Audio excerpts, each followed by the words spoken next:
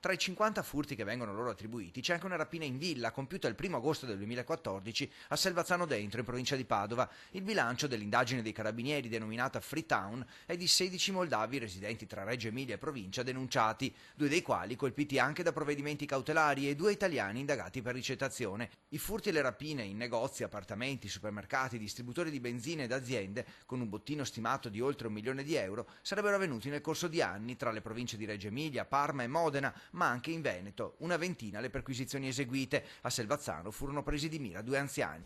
Cosa la porta e mi si presenta sti due così, fanno sempre così.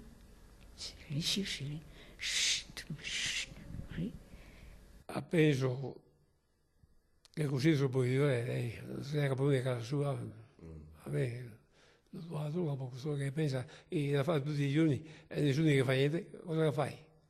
Il gruppo criminale di etnia moldava, organizzato in piccole squadre, oltre a saccheggiare le aziende, i negozi e gli appartamenti, a volte, secondo i carabinieri, mobilizzava le vittime, trasformando così il furto in rapina. Si ritiene che la banda agisse anche su commissione di compiacenti commercianti di origine italiana, che poi ricettavano la refurtiva per rivenderla, anche attraverso la produzione di falsi documenti. Sequestrata refurtiva per un valore di svariate decine di migliaia di euro, nella rapina di Selvazzano i malviventi, non trovando denaro, avevano messo a soqquadro tutto. Quanta paura ha preso? Al momento, anche tanta, dopo sono ritorno. Anche non mi ha fatto niente finché sono andata via.